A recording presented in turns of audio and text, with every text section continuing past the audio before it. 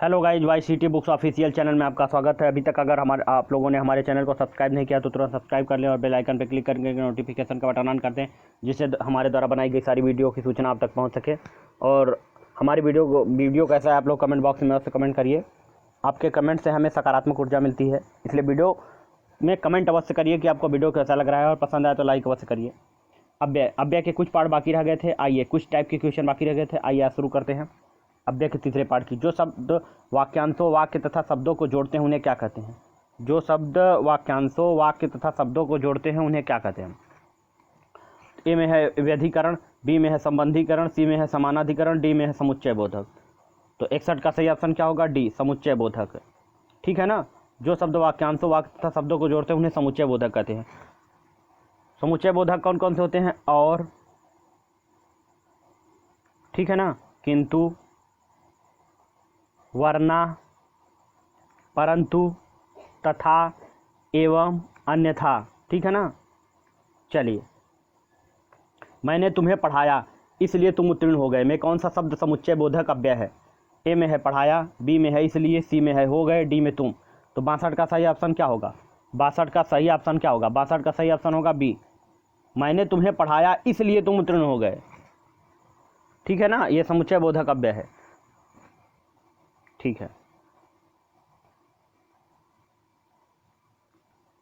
समुच्चय बोधक अव्यय, समुच्चय बोधक को कहते हैं, क्या कहते हैं? ए में है अभिकारी, बी में है विकारी, सी में है दोनों, डी में है कोई नहीं। 63 का सही ऑप्शन क्या होगा? तो 63 का सही ऑप्शन होगा ए, समुच्चय बोधक अव्यय को क्या कहते हैं? अभिकारी। समुच्चय बोधक अव्यय को क्या कहते हैं? अभिकारी कहते हैं। किसी को अगर आता हो तो बताइए कि कमेंट बॉक्स में कि अभिकारी किसे कहते हैं। अगर आप लोगों ने हमारे कमेंट वीडियो को देखा होगा अव्यय के प्रथम पार्ट को या सेकंड पार्ट को, तो आप लोगों को जरूर पता चला होगा कि अभिकारी किसे कहते हैं। शायद मैंने पहले ही पार्ट में बताया था कि अभिकारी शब्द किसे कहते हैं। वीडियो अवश्य देख लीजिए, आपका सारा कॉन्सेप्ट क्लियर हो जाएगा। और अगर आप लोग हमारे साथ प्रैक्टिस करते रहेंगे तो आप लोगों का हिंदी में स्कोर 40 में 40 आएगा। जिस एग्ज़ाम में 40 के प्रश्न आते हैं 40 में 40 करके आएंगे, नहीं 40 करके आएंगे तो 35 में तो मतलब 35 तो एकदम मैं गारंटी लेता हूं कि अगर आप मेरी प्रैक्टिस सेट करते रहेंगे तो 35 करके आएंगे। क्योंकि मैं उस क्वेश्चन को आपके सामने ला रहा हूं जो इस समय एग्ज़ाम का ट्रेंड चल रहा है, हम उसी प्रश्न को ला रहे हैं, बहुत पुराने ट्रेंड को नहीं ला रहे हैं। इसलिए आप लोग जरूर इसे देखा करिए, प्रैक्टिस करिए। कौन सा समुच्चय बोधक अव्यय नहीं है? ए में है अर्थात, बी में है अतएव, सी में है अथवा, डी में है आजन्म। ठीक है ना। कौन सा समुच्चय बोधक अव्यय नहीं है, आप लोगों को बताना है। 64 का सही ऑप्शन क्या होगा? तो 64 का सही ऑप्शन होगा, क्या होगा? 64 का सही ऑप्शन, 64 का सही ऑप्शन होगा डी। ठीक है ना। 64 का सही ऑप्शन क्या होगा? डी, आजन्म। कौन सा समुच्चय बोधक अव्यय नहीं है? डी, आजन्म समुच्चय बोधक अव्यय नहीं है। शेष शब्द क्या है? शेष शब्द समुच्चय बोधक कर दे, अर्थात, अथवा, अतएव, बताए थे ना, वरना, किंतु, परंतु। ठीक है ना। चलिए, 65, वह क्यों नहीं आया? इसलिए कि वह बीमार था। यहाँ की से क्या बोध होता है? यूपी SSC वन रक्षक सन 2018 में आया हुआ क्वेश्चन था। ए में है अथवा, बी में है जोड़ने का, सी में है कारण, डी में है और। वह क्यों नहीं आया? इसलिए कि वह बीमार था। यहाँ की से क्या बोध होता है? तो 65 का सही ऑप्शन क्या होगा? 65 का सही ऑप्शन होगा की से होता है बोध कारण का। वह क्यों नहीं आया? इसलिए कि वह बीमार था, मतलब कारण बता रहा है ना कि वह अगर बीमार नहीं होता तो मतलब इसका मतलब आता। वह किसका बोध करा रहा है? कारण का बोध करा रहा है ना।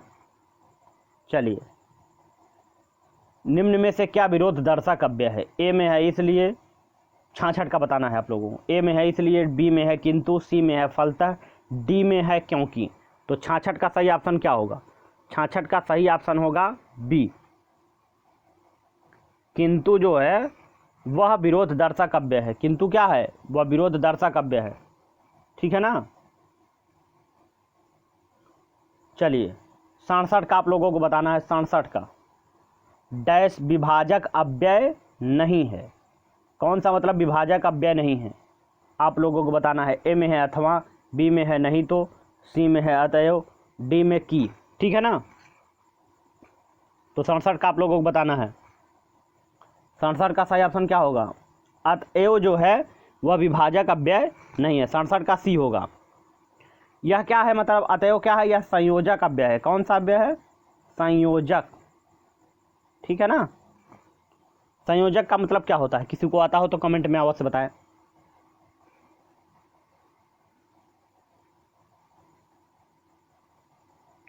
चलिए, निम्न में से कौन स्वरूपवाचक व्यधिकरण समुच्चय बोधक अव्यय नहीं है। निम्न में से कौन स्वरूपवाचक व्यधिकरण समुच्चय बोधक अव्यय नहीं है। 68 का सही ऑप्शन क्या होगा। ए में है मानो, बी में है जो, सी में है कि, डी में है जब। कौन स्वरूपवाचक व्यधिकरण समुच्चय बोधक अव्यय नहीं है। 68 का सही ऑप्शन क्या होगा। तो 68 का सही ऑप्शन होगा डी, जब। जब शब्द जो है वह स्वरूपवाचक समुच्चय बोधक अव्यय नहीं है, जबकि मानो, मानो की जो है वो समुच्चय बोधक अव्यय है, ठीक है ना। चलिए,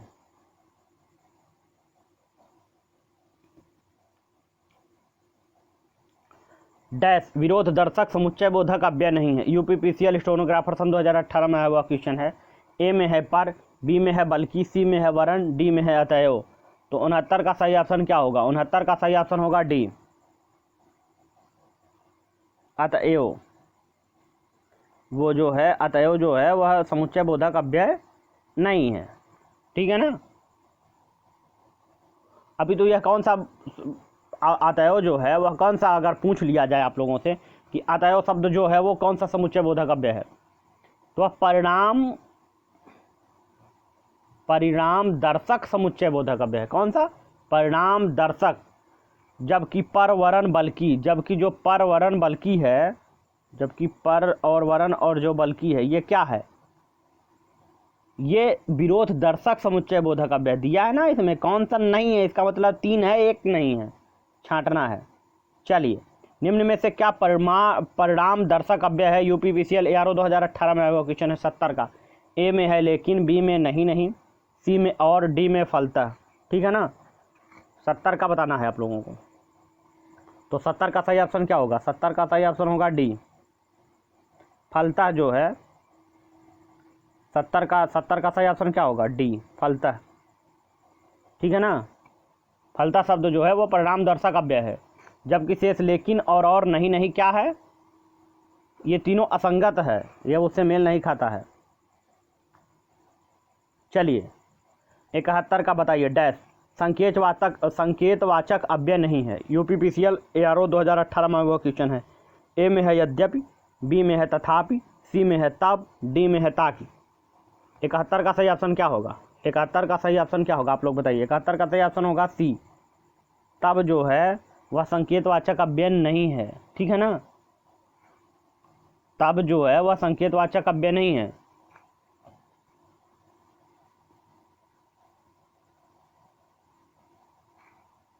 सॉरी, तब तो वही तो हम सोच रहे थे कि तब कैसे हो गया, सॉरी।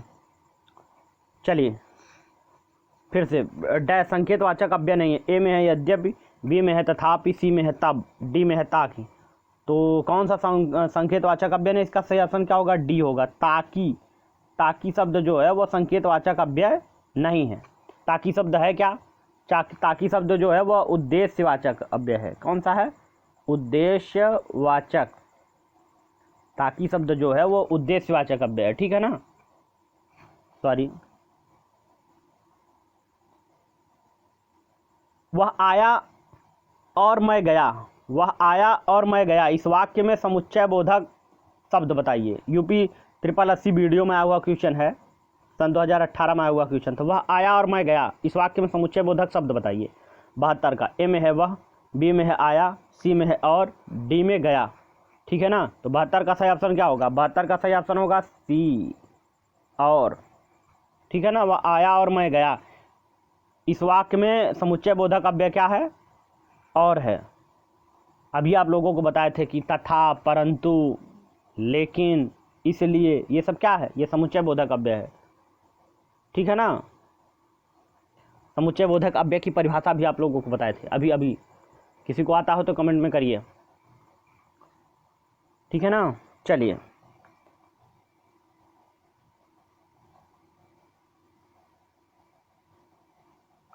समानाधिकरण और व्याधिकरण किसके भेद हैं? समानाधिकरण और व्याधिकरण किसके भेद हैं? ए में है समुच्चय बोधक, बी में है संबंध बोधक, सी में है निपात, डी में है क्रिया विशेषण। तो 73 का सही ऑप्शन क्या होगा? 73 का सही ऑप्शन होगा ए। समानाधिकरण और व्याधिकरण किसके भेद हैं? समुच्चय बोधक के। ठीक है ना। समानाधिकरण के अंतर्गत क्या आता है? संयोजक, विभाजक, विरोध दर्शक, परिणाम दर्शक।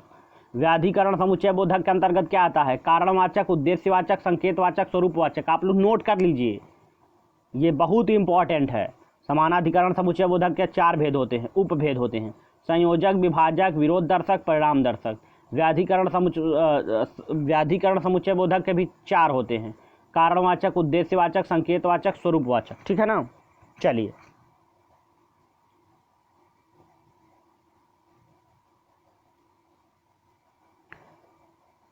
चौहत्तरवां क्वेश्चन, हाय अब मैं क्या करूं, इस वाक्य में विस्मय बोधक शब्द बताइए। तो 74 का, ये तो आप लोगों को बहुत सरल होगा, इससे सरल तो कोई क्वेश्चन हो ही नहीं तक सकता यूपी 80 वीडियो में, इससे सरल हिंदी में कोई क्वेश्चन हो ही नहीं सकता जी। तो इसका सही ऑप्शन क्या है? हाय। हाय शब्द जो है वह विस्मय बोधक शब्द है। ठीक है ना। हाय, अब विस्मय बोधक कौन कौन सा होता है? उल्लास, शोक, दुख, घृणा मनोभावों को जो सूचित करते हैं उन्हें विस्मय बोधक अव्यय कहते हैं। जैसे वाह, क्या बात है, अच्छा, हाय, छे छे, अरे, हे, ये सब वाक्य क्या हैं? ये सब समुच्चय बोधक अव्यय हैं। चलिए, 75 का बताइए, जिन अव्ययों का संबंध वाक्य से नहीं अपितु वक्ता के हर्ष, शोक आदि भावों से होता है वे क्या होते हैं? जिन अव्ययों का संबंध वाक्य से नहीं अपितु मतलब वक्ता के हर्ष, शोक आदि भावों से होता है वे होते हैं व्यायाम प्रशिक्षक। सन 2018 में आया हुआ क्वेश्चन है। ए में है विस्मयादि बोधक अव्यय, बी में है संबंध बोधक अव्यय, सी में है क्रिया विशेषण, डी में है समुच्चय बोधक। 75 का सही ऑप्शन क्या होगा? 75 का सही ऑप्शन होगा ए, विस्मयादि बोधक अव्यय। ठीक है ना। जिन अव्ययों का संबंध वाक्य से नहीं वक्ता के शोक आदि भावों से होता है वे विस्मयादि बोधक अव्यय होते हैं। विस्मयादि बोधक अव्यय किसे कहते हैं? अभी आप लोगों को हमने बताया कि विस्मयादि बोधक अव्यय उसे कहते हैं जो अव्यय शब्द हर्ष, उल्लास, शोक, दुख, घृणा आदि मनोभावों को सूचित करते हैं। क्या? हर्ष, उल्लास, शोक, दुख, घृणा आदि मनोभावों को सूचित करते हैं, उन्हें विस्मयादि बोधक समुच्चय बोधक अव्यय कहते हैं। ठीक है ना। विस्मयादि बोधक अव्यय कहते हैं। क्या कहते हैं? विस्मयादि बोधक अव्यय। चलिए, 75 का, अफसोस मैं नहीं जा सका। रेखांकित शब्द जो अफसोस है, अफसोस रेखांकित शब्द का अव्यय का प्रकार बताइए। ए में है संबोधन सूचक अव्यय, बी में है शोक सूचक अव्यय, सी में है आश्चर्य सूचक अव्यय, डी में हर्ष सूचक। 76 का सही ऑप्शन क्या होगा? तो 76 का सही ऑप्शन होगा बी, शोक सूचक अव्यय है। अफसोस प्रकट कर रहा है ना। ठीक है ना। ठीक है, चलिए, निम्न में से क्या अनुमोदन सूचक विस्मयादि बोधक अव्यय है? यूपी पीसीएल यारो 2018 में आया हुआ क्वेश्चन है। ए में है साधु साधु, बी में है बाप रे बाप, सी में है हे राम, डी में है शाबाश। 77 का सही ऑप्शन क्या होगा? बताइए आप लोग। 77 का सही ऑप्शन होगा डी, शाबाश। 77 का सही ऑप्शन क्या होगा? डी, शाबाश शब्द जो है वह क्या है? अनुमोदन सूचक विस्मयादि बोधक अव्यय है। ठीक है ना। जबकि साधु साधु आशीर्वाद बोधक अव्यय है। बाप रे बाप क्या है? आश्चर्य बोधक। बाप रे बाप आश्चर्य प्रकट कर रहा है ना। साधु साधु ये क्या है? आशीर्वाद दिया जा रहा है। हे राम क्या है? दुख प्रकट कर रहा है, दुख बोधक अव्यय है। ठीक है ना। आप लोग ध्यान से पढ़ेंगे तो आप लोगों को समझ में आ जाएगा। चलिए, 78 का आप लोगों को बताना है कि 78 का सही ऑप्शन क्या होगा। निम्न में से 78 का ऑप्शन क्या? निम्न में से क्या प्रशंसा सूचक विस्मयादि बोधक अव्यय नहीं है? यूपी पीसीएल एआरओ 2018 में आया हुआ क्वेश्चन है। फिर से वही बात, अनुमोदन सूचक अभी तक शायद पूछा था क्या जी? हाँ, इसके पहले जो था वो अनुमोदन विस्मयादि बोधक था। अब इसके बाद क्या है? प्रशंसा सूचक बताना है। ए में है साधु साधु, बी में है सुंदर, सी में है बाप रे बाप, डी में है शाबाश। तो 78 का सही ऑप्शन क्या होगा? तो 78 का सही ऑप्शन होगा सी। सी क्या है? नहीं नहीं जी, ऐसा कैसे हो सकता है? हाँ नहीं, गलत है। हाँ ठीक है। निम्न में से क्या प्रशंसा सूचक विस्मयादि बोधक है? साधु साधु, सुंदर सुंदर, और बी में है सी में है बाप रे बाप, और डी में है कुछ हमको गलत लग रहा है ये। ठीक है, कोई बात नहीं, सही है। 78 का सी होगा। कैसे होगा आप लोगों को बता दे रहे हैं। इसमें पूछा था, हम इसलिए कंफ्यूज हो गए कि इसमें लिखा था शोक सूचक। हम सोचे देखिए, निम्न में से क्या प्रशंसा सूचक विस्मयादि बोधक अव्यय नहीं है। इसमें पूछ रहा है कौन सा नहीं है, तो साधु साधु क्या है, ये प्रशंसा कर रहा है। सुंदर, जैसे आप सुंदर हो, ये क्या है, प्रशंसा। शाबाश, क्या सुंदर काम किया, ये सब क्या है, ये बड़ाई किया जा रहा है। बाप रे बाप क्या है, ये शोक सूचक अव्यय है। आश्चर्य प्रकट किया जा रहा है, बाप रे बाप, ये क्या है, ये शोक सूचक अव्यय है। ठीक है ना, समझ में आ गया, सॉरी। वाह वाह, वाह वाह, कितना सुंदर दृश्य है। रेखांकित शब्द कौन सा अव्यय है, वाह वाह में कितना सुंदर दृश्य है में रेखांकित शब्द कौन सा अव्यय है। ए में है हर्षबोधक अव्यय, बी में है शोक बोधक अव्यय, सी में है संबोधन अव्यय, डी में है तिरस्कार बोधक अव्यय। तो 79 का सही ऑप्शन क्या होगा, 79 का सही ऑप्शन होगा ए, हर्षबोधक अव्यय। क्या होगा, हर्षबोधक अव्यय। ठीक है ना, चलिए 80 का आप लोगों को बताना है। अच्छा, एक बात डिस्क्रिप्शन पढ़ ही लेते हैं, आप लोग पढ़ ही लीजिए, समझ लीजिए इसको बार बार। हर्षबोधक अव्यय के अंतर्गत कौन कौन सा आता है, जल्दी हम डिस्क्रिप्शन पढ़ाते नहीं, लेकिन अब आप लोग पढ़ ही लीजिए, ये बहुत काम की चीज़ है। चलिए विस्मयाद बोधक अव्यय के निम्न उपभेद हैं। हर्षबोधक अंतर्गत कौन कौन सा आता है, वाह, आहा, शाबाश, धन्य, जय। हर्षबोधक अव्यय के अंतर्गत कौन कौन सा आता है, वाह, आहा, शाबाश, धन्य, जय। ये क्या है, हर्षबोधक अव्यय के अंतर्गत आता है। अब शोक बोधक के अंतर्गत कौन सा आता है, तो शोक बोधक के अंतर्गत आता है आह, हाय, काश, त्राहि, त्राहि। ठीक है ना। आश्चर्य बोधक के अंतर्गत क्या आता है, ओहो, एन, हैं। ठीक है ना, ये आश्चर्य बोधक है। अब स्वीकार बोधक के अंतर्गत कौन कौन सा आता है, हाँ, जी हाँ, ठीक। ठीक है ना, ये स्वीकार बोधक के अंतर्गत आता है। अनुमोदन बोधक के अंतर्गत क्या आता है, ठीक, अच्छा, हाँ हाँ, ये अनुमोदन बोधक के अंतर्गत आता है। तिरस्कार बोधक के अंतर्गत क्या आता है, छी, हट, दिख दिख, दूर, ये सब क्या है, तिरस्कार बोधक के अंतर्गत। अब संबोधन बोधक के अंतर्गत क्या है, अरे, रे, अजी, हे, अहो, ये सब समझ लीजिए। चलिए अगला क्वेश्चन रट लीजिए, ये सब चीज़ें अगर आप पहचानते रहेंगे तो छांटने के लिए आ जाएगा, तो आप लोग तुरंत लगा देंगे। वह दिन भर पढ़ता रहता है, रेखांकित पद में अव्यय का भेद बताइए। वह दिन भर पढ़ता रहता है, ए में है परिणामवाची, बी में है निपात, सी में है समुच्चय बोधक, डी में है प्रश्नवाचक। तो 80 का सही ऑप्शन क्या होगा, 80 का सही ऑप्शन बताइए आप लोग। 80 का सही ऑप्शन होगा बी। बी क्या है, निपात। निपात क्या है, वो अव्यय का भेद है। ठीक है ना, ठीक है ना। वह दिन भर पढ़ता रहता है, वाक्य में दिन भर निपात है। निपात का अर्थ क्या है, निपात का अर्थ अनेक होता है। निपात का अर्थ क्या होता है, अनेक होता है, इसलिए निपात कहे जाते हैं। इसका कोई लिंग वचन नहीं होता है। ठीक है ना, चलिए किसी दिन बताएंगे, बहुत जल्द आप लोगों को विस्तार से हिंदी की क्लास दी जाएगी। 81वां का आप लोग बताइए। डैश बल प्रदायक निपात नहीं है कौन सा, ए में है सिर्फ, बी में है केवल, सी में है खबरदार, डी में ही। 81 का सही ऑप्शन क्या होगा, तो 81 का सही ऑप्शन होगा सी, खबरदार जो है वो खबरदार जो है बल प्रदायक निपात नहीं है। ठीक है ना। निपात शब्दों का प्रयोग कब होता है, तो निपात शब्दों का प्रयोग पूरे वाक्य या वाक्य समूह को अन्य भावार्थ प्रदान करने के लिए होता है। क्या, निपात शब्दों का प्रयोग पूरे वाक्य या वाक्य समूह को अन्य भावार्थ प्रदान करने के लिए होता है। अभी हम आप लोगों को बताए हैं कि निपात का कोई लिंग वचन नहीं होता है। ठीक है ना, ये 9 प्रकार के होते हैं। ठीक है ना।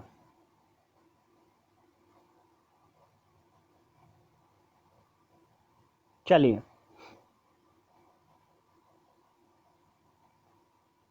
निम्नलिखित शब्दों में निपात का उदाहरण कौन सा शब्द है। ठीक है ना, 82 का। 82 का सही ऑप्शन क्या होगा, ए में है ठीक, बी में है निकट, सी में है इधर, डी में है कल। 82 का सही ऑप्शन क्या होगा, तो 82 का सही ऑप्शन होगा ए। 82 का सही ऑप्शन क्या होगा, ए। ठीक है, ठीक, निपात का उदाहरण है। ठीक है ना। 83 का बताइए। रविवार है वह घर पर ही रहेगा। रेखांकित शब्द को पहचानिए। 83 का सही ऑप्शन क्या होगा? तो 83 का सही ऑप्शन ए में है सर्वनाम, बी में है प्रत्यय, सी में है निपात, डी में है उपसर्ग। 83 का सही ऑप्शन क्या होगा? 83 का सही ऑप्शन होगा सी, निपात है। ठीक है ना।